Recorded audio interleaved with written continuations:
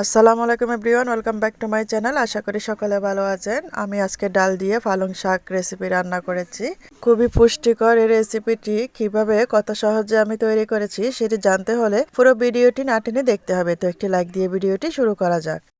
পালং শাক এখানে আমি কেটে ধুয়ে রেখেছি। গোড়ার অংশটা ফেলে দিয়ে ধুয়ে নিয়েছিলাম। ধুয়ে নেওয়ার পর কুচি কুচি করে কেটে নিয়েছি। এখন আমি শাকগুলোকে রান্না করে নেব।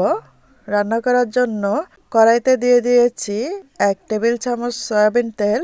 তেলটাকে গরম করে নেওয়ার পর এখানে রসুন দিয়ে দিয়েছি এবং পেঁয়াজ দিয়ে দিয়েছি। রসুন আর পেঁয়াজ কিছুক্ষণ নেড়েচেড়ে ভেজে নেব।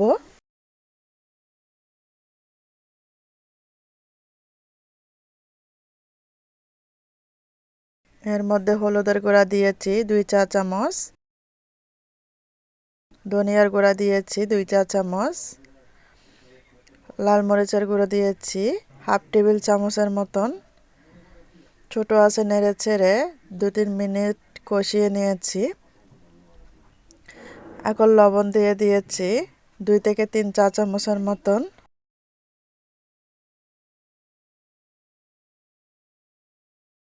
এখন 1/2 কাপ পরিমাণ পানি দিয়ে ঢাকা দিয়ে রেখে দেব মশলাটা 2-3 মিনিটের মতন।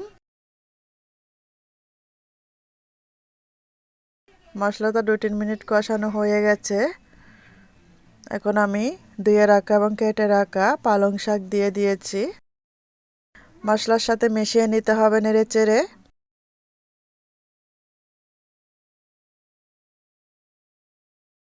উপর দিয়ে মসুরের ডাল দিয়ে দিয়েছি। মসুরের ডাল আপনি আপনার পছন্দ মতো দিতে পারেন। আমি এখানে 2 মুঠো করে মসুর ডাল ভিজিয়ে রেখেছিলাম। এখন ঢাকা দিয়ে রেখে দেব 2-3 মিনিটের মতন।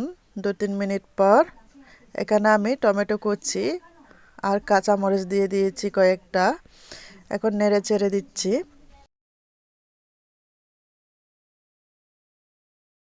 আবার ঢাকা দিয়ে মিডিয়াম লো আঁচে রেখে দিয়েছি আরও 2-3 মিনিট। 2-3 মিনিট পর এখানে আমি আরেকটু পানি অ্যাড করে দেব। এই রেসিপিটা আমি একটু ঝোল ঝোল করে রান্না করব, তাই শাক রান্না হতে বেশি সময় লাগে না এবং মসুরের ডালটা ফুটে যেতেও বেশি সময় লাগে না। দেখেন এর মধ্যেই শাকটা মোটামুটি সিদ্ধ হয়ে গেছে। এখন ঢাকা দিয়ে চুলার আঁচটা বাড়িয়ে দিয়ে 5 মিনিটের মতো এটাকে সিদ্ধ করে নেব। বলক উঠে গেছে, শাক এবং মসুরের ডাল দুইটাই রান্না হয়ে গেছে। এখন আমি উপরে ধনিয়া পাতা দিয়ে দিচ্ছি। ধনিয়া পাতা দিয়ে নেড়েচেড়ে চুলা থেকে শাকটা নামিয়ে নেব। খুব সহজেই রান্না হয়ে গেছে ডাল দিয়ে পালং শাক। রেসিপিটি যদি ভালো লেগে থাকে লাইক কমেন্ট শেয়ার করতে ভুলবেন না। আমার চ্যানেলটা সাবস্ক্রাইব করে আমার পাশে থাকার জন্য অনুরোধ রইল। আমার নতুন ভিডিও পাওয়ার জন্য পাশে থাকা বেল আইকনটি বাজিয়ে দিয়ে যাবেন। এতক্ষণ আমার সাথে থাকার জন্য আপনাদের সবাইকে ধন্যবাদ। আল্লাহ হাফেজ।